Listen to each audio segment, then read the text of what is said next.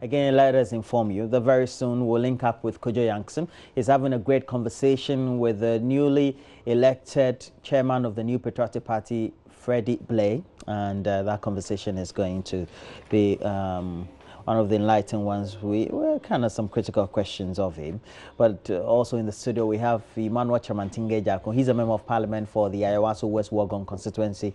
Good morning to you, sir. Good morning. You went to the conference. I surely did. How did it go? Oh, very well. I think it went as expected. Yes. For me, the most important thing, and as a party and as a nation, we are grateful to God that in going and in coming, we didn't hear any bad news. Okay. You know, I mean, it would have been another story if we heard that people came from one region and they were traveling and they were involved in an unfortunate. Yeah. Okay. I am happy nothing like that happened, and I think that we got the We'll talk about. Don't take the wind out of your sail. Very well, very well. And then also we have Neil Lante van der Poy, former sports minister, current member of parliament for the Ododo-Diodio constituency. Good morning to you. Good morning, Roland. You were monitoring the conference. Oh yes, I did. The party decided to abstain itself. Oh, a good one for a very important reason. Oh really? Yeah. What was the reason? The party did not decide not to attend just because we didn't want to attend. At least it's normal. It's customary. It's a normal practice for other parties to attend the congresses of other parties. But you know, we're still in a period of mourning our late vice president. And as such, we thought that it was improper for us to go to that place when we are mourning to do what we normally do, politicking. Yeah, I'm sure you'd have thrown some jabs. Yeah. But the General Secretary was really prepared to give it to the MPP at the Congress. But we decided that it was not right. At this particular time when you are mourning, you don't need to do politics. Especially the person who is dead. It seemed to be somebody who is very objective, is apolitical. So we decided. Unfortunately, because of the arrangements made, the accreditation was in Accra, and it was difficult for them. We got it around Friday for the General Secretary to have sent it to somebody in the Eastern region to represent. And two, so when we met at the 1 week celebration of His Excellency, the late Vice President, the General Secretary and the current Vice President had interaction on it. They explained to him why we would not be able to make it and how regrettable it is for us. So the Vice President promised to convey that message to the organizers of the Congress. And I think it was duly received by them because they announced it there that the NDC was unable to come because of the mourning of His Excellency, the late Pakusemi Sahatha. And I think that was good. Well, so we have to move on from there. But let's just say that you had your marriage over the weekend, and I was supposed to have attended. I couldn't. So this one goes to you. John Atanogbe, you married Yvonne Ainin, and I wish you the bliss that all of us expect you to experience in marriage. So congratulations to you for that event. It took place at the Accra Newtown Assembly of the Church of Pentecost, just around here, Kukumemli. Congratulations to you once again. But let's start. The president has reinstated, let me start with you. The president has reinstated the former Deputy Minister of Sports as well as the NSA board chair. And the president made the announcement at the event grounds as well. It was a conference. That was a good one. It also shows that at least due diligence was undertaken by the CID to come to that conclusion. I know Pius Hadzide very, very well. He was my schoolmate, so he's a very good guy. So you are even biased already? I'm biased? Yes. Oh, but we all have classmates. What are you talking about? Anyway, let me say this. First, I didn't take the opportunity to say good morning to our viewers and also good morning to my constituents and all my friends. It's something that was bound to happen. No one can take the power of the president from him. He exercised his mandate as the president of this country, the executive president of this country. He hired and he fires, and as such, he hired Pius. he decided that he suspended him, and he has now lifted the suspension and asked him to resume work. It is the president's right. No one can take that away from him. But whether as a politician it sits well with the moral thoughts of Ghanaians is another issue. Why did the president decide to announce that at the Congress? We had picked intel a week ago that in order to soar up the support of the president's preferred candidate, Freddie Blade, there was a way of, getting the delegates of the voter ready to accept. You mean pacifying? Yes, because Pius is one of the strongest campaigners of His Excellency the President in the voter region. No doubt about that, yes. And as such, some of the voter region delegates were really making demands. So there was series of overtures to His Excellency the President's office. Not a conspiracy theory. What a conspiracy theory. Well, I haven't heard this one until this morning. You haven't heard it because you're not a politician. How did you cook this one up? Cooked up. So the president did promise them that he would do that in order for them to be able to support Freddie Blade against. And truly, if you look at the results, but for the delegates of the voter region, Freddie Blade couldn't have won.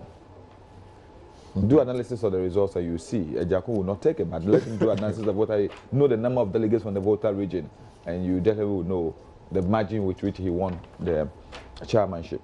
So that we knew that was going to happen. And also politically, it was right for the president to do it at this time when he's entering the voter region on a tour. Some people from the voter region, especially a lot of the Votarians, MPP people, were not happy with the decision the president made. They told you as that? regards, sentiments have been raised, there have been petitions, and there have been press conferences on this. How many times have we read that? Well, and the only way, yes. politically, the only way the president could do, make sure that he appeased the sentiments of his party people in the region, was to respond to their petition, listening to them and say, okay, fine, your brother is cleared, he can resume his work. I'm sure as I'm talking to you now, Pius definitely will be in the voter region on the tour with the president. So you're saying it's timely? Well, politically, yes, for him, but for me and for all others, I think it is bad, because the manager of the president could have done this maybe a week or two ago, if they really thought that it will help. You could have done that some time ago, but you don't do it on the eve of your this thing. Definitely, it makes it fit into the puzzle, well, nothing gain, nothing lost. Everybody was talking about. But on the whole, let me say this. Principally, I, sitting outside as a critic, I would say that if the president has cleared the two, who really caused that disgrace and dishonor to the country? We want to have a full disclosure. We want to have a full report of the investigation done by the CID. To be able, it's not about punishing somebody, to be able to go to the roots of this issue so that we can take steps to remedy the situation and also restore some sanity in the processing of visas and arrests for sportsmen and women who travel outside the country. So that such embarrassment will never befall the country again. So you can't just clear people and just be quiet about it. Even though the president has no reason to give anybody an explanation as to his actions. With this particular one, because of the magnitude of the problem and the interest it generated, it will be fair and proper. Oh, it was only Ghana that got it. Ghana? What are you talking about? It was not an international scandal. Do you know how it's affecting our other sportsmen and women who want to travel to the country? The implications are huge. Really? Yes. Yes. And so what the president needs to do is that if the CID have done their work and they found these people not culpable, the most important thing for us to do is to have the report of the CID. All of us, at least the Parliamentary Select Committee should have the report. Right. Let's discuss it, and so that we can take, because the Parliament discussed this issue fully on the floor of the House, and the Speaker even made a move on it. So I think that it is proper that we know, so that we know those really who perpetrated those crimes, and then what to do. I absolutely, if the president decides not to do that, it's good for me politically, because it's one of the arsenals that I'll pick up for my campaign, because it fits into the description of the presidency as a clearinghouse of everything. Because recently the president cleared the bust chief executive. At the end of it, or later on, he's been sacked. It's not sacked. Relieved of position. The president can appoint. You can decide to use whatever language you want to use, whatever adjective you want to use. He's been sacked. I think that's something you have to be fair to me and fair to the audience. What's the difference between a security man and a watchman? There was a statement that, is it your interpretation of the statement or the actions by the president? What's the interpretation? What interpretation got to do with that? He's doing politics. It's action. It's not matter. Look, if I call Honorable Ejakon honorable or Honorable Ejakon, he's honorable. Whether Jonah swallowed the whale or the whale swallowed Jonah, there was a swallow. I didn't know you. He's been sacked. I'm not so vigorously political, but this morning. No. You say, what word were you using? Reassigned. Relieved. Yeah. Find the definition of relieved. That's a soft, it's diplomatic language. Oh, okay. I don't understand why you are bringing up theories for the man has been sacked. Your own you are saying he's been reading. Relieved. He's been relieved of his appointment. What does it mean? Sacked. Okay, it's okay. It's okay. Let me ask you. So that's a good thing. On social media, the question now then is, as you comment on this, so who is guilty for all the scandal that happened? Very well. Really? Thank you for having me this morning. And let me say, I like your phone. Oh, thank you. I like yours too. Oh, this one, this small one. Thank you for having me. Thank you for good morning to you and good morning to you too. My honorable colleague, representative of the good people of Ododo. It used to be Ashedu Keteke. Ashedu Keteke. Odo ni amanfo. Anangma anate. Anata nangme. I want to send my regards to all the people that live in my constituency, the good people of Ayawaso West Program. I haven't said the NPP or the NDC people. All of them. Everybody who lives there. That's a mark of a good MP. Yeah, I am. For you too. Yes. I am. But the name is Ayawaso. Ayawaso West. Ayawaso West Ward. Not Ayawaso. No. Ayawaso. I am grateful to them. For honor done me. We have some challenges. Let me say this, that we have some challenge with some roads, particularly in Jowulu. I'm happy to say that much sooner than later, the contractor has been. Oh, there were already a lot of town roads that were being done, but they were stopped. So this is just a resumption. So it actually in Jowulu particularly, I think in the last 8 years there has not been any major work there. So. The last time we were doing the asphalt in some part of Abilinkwe. The notion is that, well, we vote massively for MPP, so we have been left out. No. It is I speak for the people. Another conspiracy. Oh, I say this is that not is true. What the people say. But I can tell you, where we had where is it? West Africa Gas. Yes. Is that where their office is?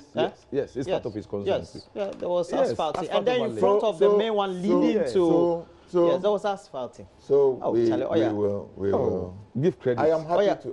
I'm happy President to say Mama that. is your very good friend. Yeah, he did some for you. So say it. Well, going back to substantive issue, you see, opposition is tough. Opposition. Yeah. He hasn't said that he's having any.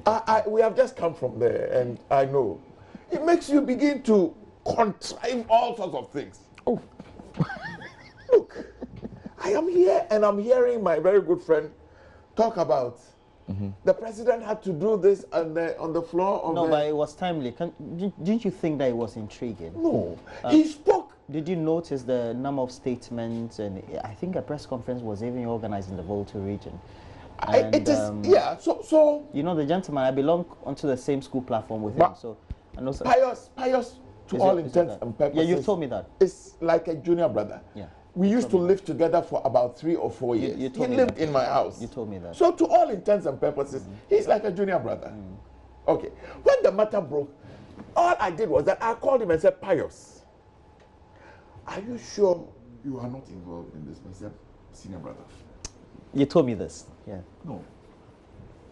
He says, I don't know anything about it. The structure of the ministries, this thing is done by the association. I don't know anything about it. I said, so leave it. You will be vindicated. You see, I am surprised that they contrived. The president was at a very important But let me make function. this point. No one has said he was guilty.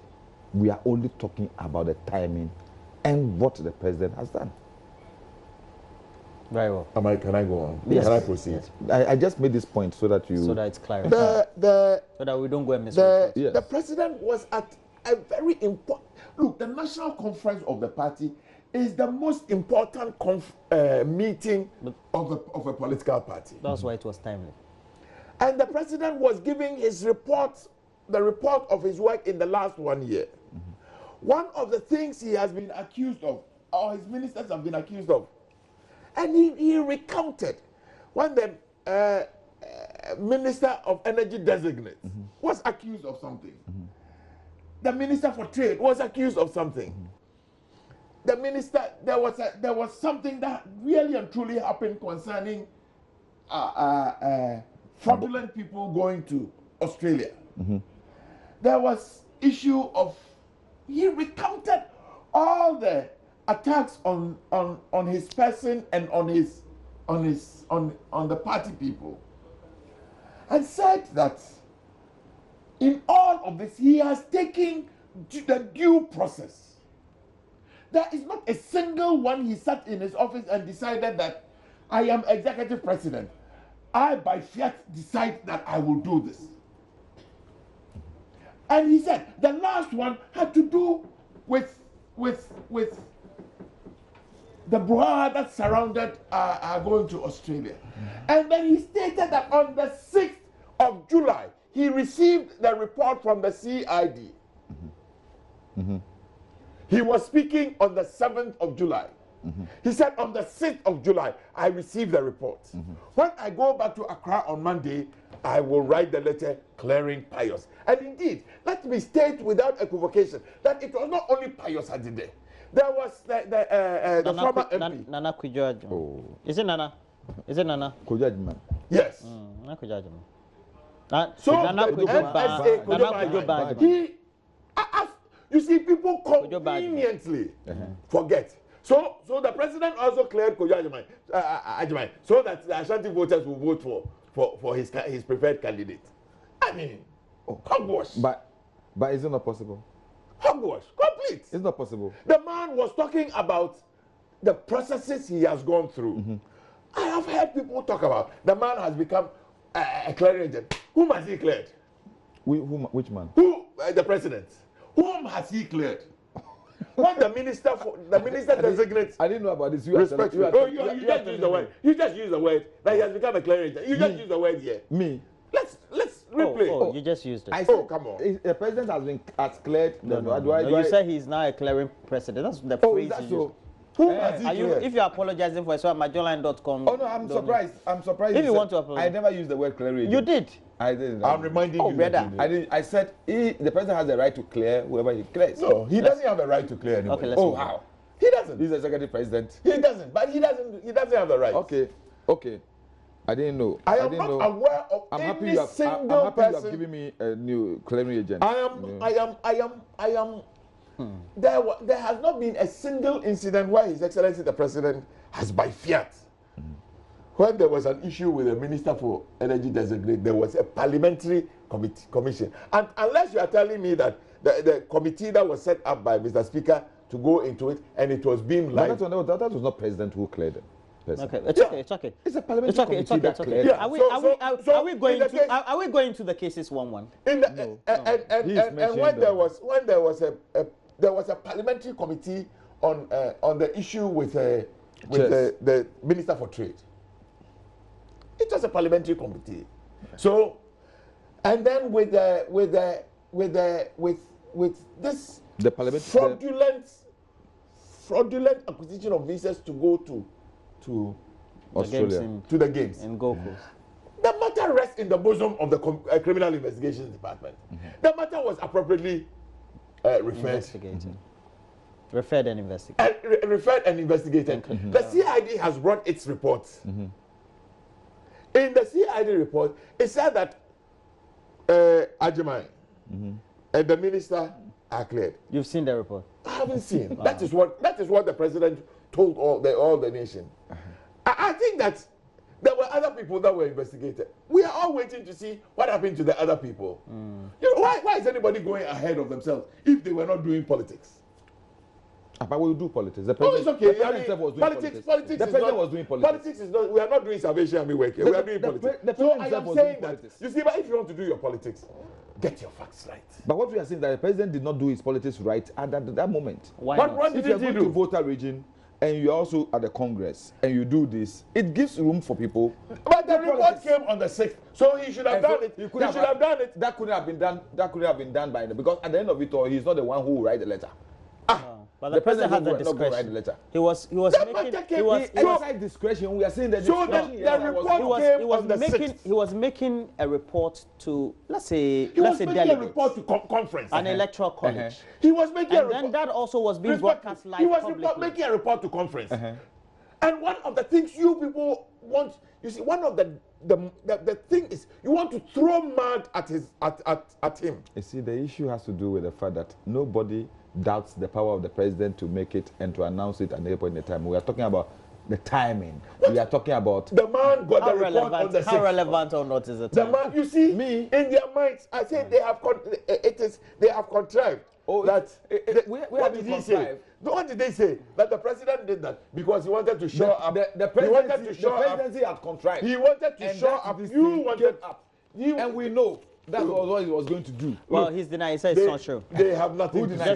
They have absolutely nothing to say. Absolutely nothing. You have critical minds in this country know that these things. Workers of the Electoral Commission, they have absolutely nothing who petitioned President Akufo-Addo for the removal of Mrs. Charlotte Osei as chairperson of the commission, have decided to drag her to the office of the special prosecutor.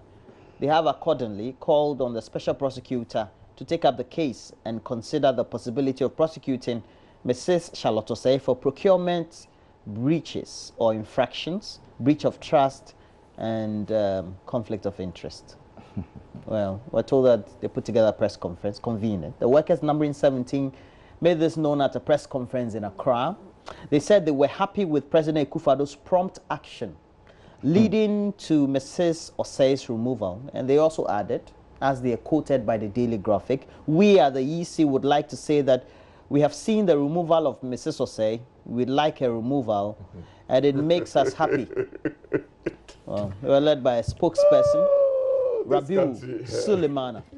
Very interesting point. We have seen it. We like it, and we are happy. Hey, on my way, bro.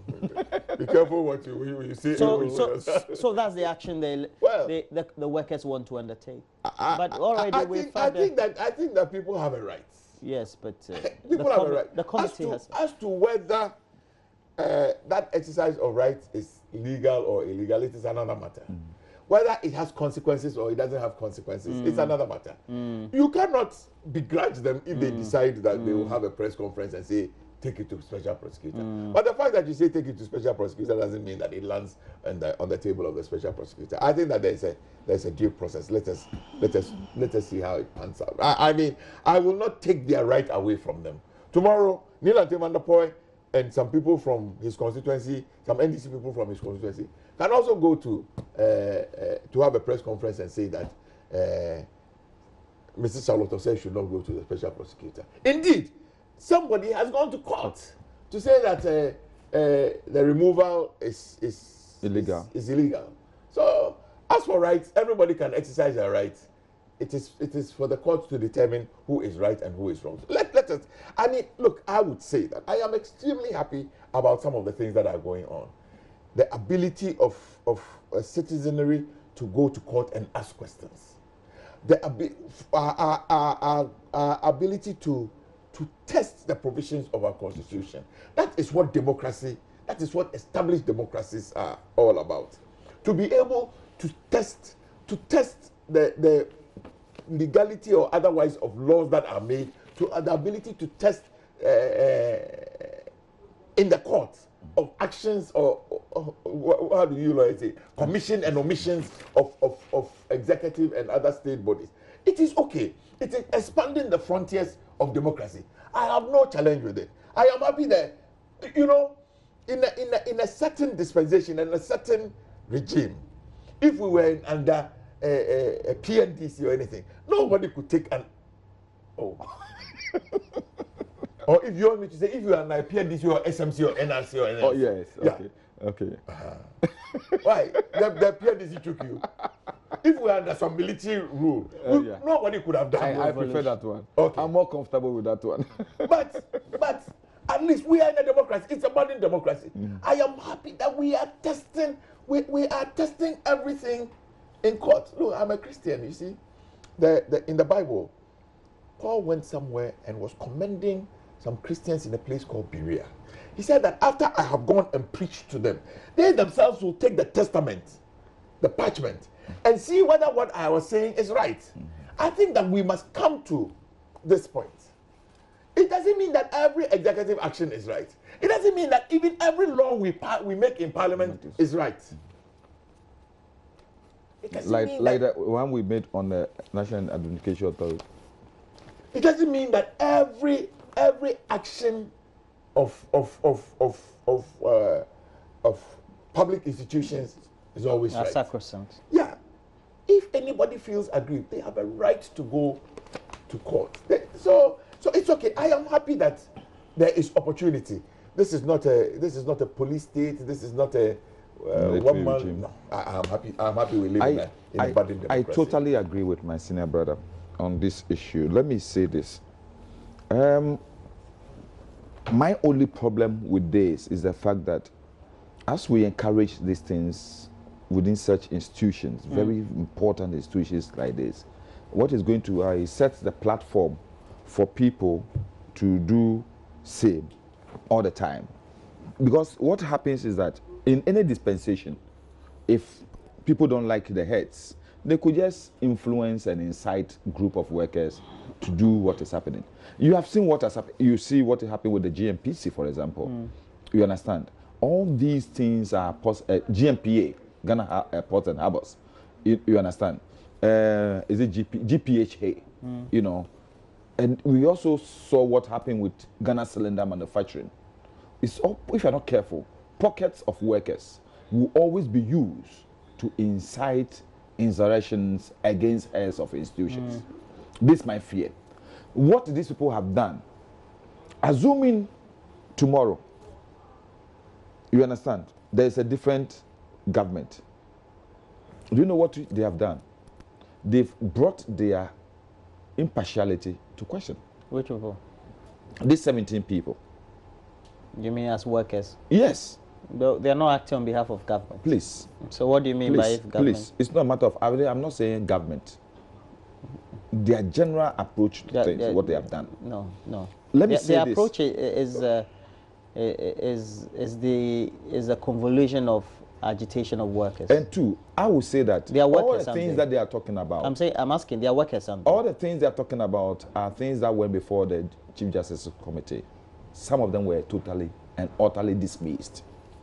So, what are the grounds and the legs on which they are standing to go to the special prosecutor? Breaches. The procurement breaches. They are mainly the foundational points by which the six. Let me ask. Does the chief executive do the one that had does the chief executive do the procurement herself? Does she? What did you? Do they have a procurement office? Do they have a procurement officer? All these things are issues that people will want to talk about. But I'm not the counsel for Charlotte Osei. I believe the council will deal with it at the right time. And she's capable herself to answer questions for on these things. But I will talk about the fact that we should be careful how we allow people. I agree that they have their right to do things. But sometimes we should read. Because this whole thing about Yisi has become very murkier with the issue of the tape recording that came out and all those things about the conspiracy against Charlotte right from day one and other things. And I believe that, seriously speaking, if we want to have systems, institutions that will be strong, these things must be discouraged. Because, look, no matter how I may dislike Ejako, if we all set ourselves with a common objective and purpose to help in the development of this country, we have to work together. You understand? In the football team, players come from different environments. And in a marriage, people come from different homes. But you agree to work together for the future of that marriage. so that your sentiments and parochial sometimes interests marriages break up. Break up for obvious reasons. Sometimes football teams collapse. But I'm saying the ultimate objective of people who work, who are put together to achieve a result, is for the interest of the institution and not their personal interest. And this whole EC thing has become personal aggrandizement, personal grievances, individual interests and things, and it's sad. It's sad. That's a comment. You think it's become murky? Yeah, because look, 17 people. Are you saying that the 17 people are singing the tune of almost all the workers of EC? EC has over 2,000, 3,000 workers. You understand? What about the silent majority? Who says it is a majority? Yes, but who says it's a majority you need to look? I can tell you. I have talked to certain workers of the EC who don't share the sentiments of these 17 people. I've spoken to several people who will not comment, but are extremely excited about what is happening there. Yes. So you know some of the 17 workers. I don't know any of them. But those you talked to, they were not part of the 17. They were not part of it. So what I'm saying that in whichever way, this is not good for the institution. Okay, but we have to choose a new one. But we have to choose, as you add on, you have to choose a new chairperson of the EC, as well as 2 other deputy commissioners. And we're told that this time, perhaps we have to broaden the processes of consultation and buy-in to elect, even though, of course, the president has a prerogative based on what is outlined, how he chooses. And I think that he has gone out of his way to say that he will be careful not to choose apolitical chairperson. I want to believe his word. All of us agree that in a place like this, you need a very level-headed person. You need a person of tremendous experience. You need a person who will not... You're saying the person should be old? No. Experience doesn't necessarily connote old. But look, nobody can take away experience. Yeah. Nobody can take away. For anything you have to do, you want to build a 2x4 room, you need an experienced mason. If I want to build a chamber and hall for myself. At the end of it, what is knowledge? Knowledge is a collection of experiences over time. So you need somebody who would clearly understand that if I receive a grant from the USAID, it is part of the public money, so that the application, the way I apply the funds to regulations. Yes, should conform to the public financial management, and not sit and say, oh, I thought that because it is from some people outside. And even the processes of choosing how that is used also. You need somebody who clearly knows that any money that comes to me, to the extent that it is public money, must go through the proper process. Hey, you head of an entity says that I got some money from America to support my ICT, so I thought I could do anything with it. So I am saying that when you select a head of an agency, it must be somebody who clearly understands. I believe that the president will do what is right by this nation. You see, the call for inclusivity is in the interest of Ghana and all of us. Looking at what has happened in the past, and especially this past experience, it is important that the former president didn't exercise that discretion of including more he people did. in the consultative process. He did. That's what you mean? He did. And I think that that's what it has been done over the period. Because if you look at all the people who have been appointed as EC people, consultations were done, broad and wide. And you wouldn't say anybody is really political. Possibly, let me take it away from the time of Justice Annan. After Justice Annan, I can tell you for a fact that there has been wide consultation of people. Afarijan was not political. With Justice Annan? Then just DF Annan. Okay. Yeah.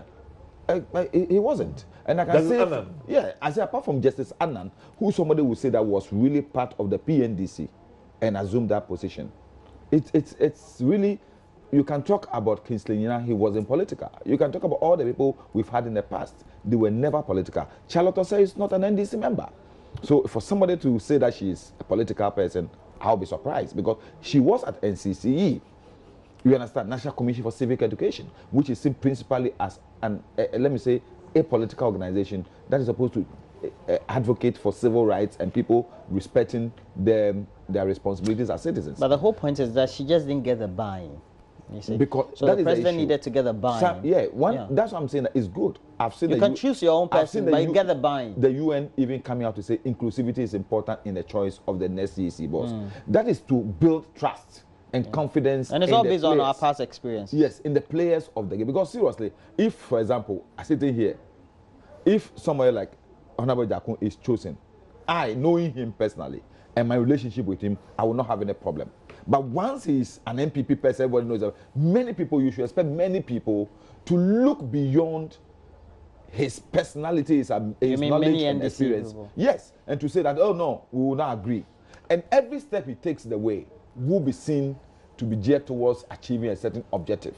So it is better for us to go beyond our confines and choose somebody that possibly will be accepted by all the players in the game. Very well.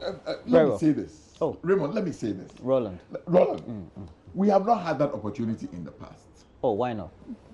Oh, Charlotte said. There was consultation with the IPAC. Who? The political party, interpolitical. Yes. They were told as a matter of fact. If they were even told, they were told as a matter of fact. So you mean they were told when it was already a decision point? So for me, it's okay. In the Fourth Republican experience or dispensation, my political tradition has never had opportunity to appoint a chairperson of the EC. So that's what all this is about. This is the first time. And then the UP tradition. My political tradition will have opportunity to appoint an EC. I am certain in my mind, 100% sure, that we will do something that Ghanaians will be very happy with, and find out that we always offer the best. But people might look. President Trump has just appointed a new justice for the Supreme Court. Plenty of talk. Anything you do, somebody will find a problem with it. Okay, but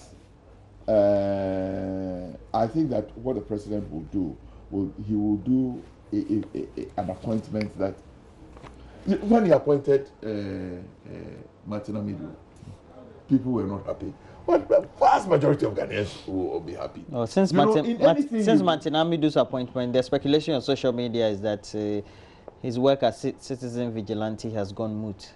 Oh well, I think he's just listening. He's warming up. He's just listening his book. So the point that you see, for anything you do, there will always be a benefit versus risk. Okay. What is important, I believe, the president will do is that the benefits in appointing whoever will far outweigh the risk. Okay. But let me tell you, the appointment of the EC boss will not change the result of the elections in 2020.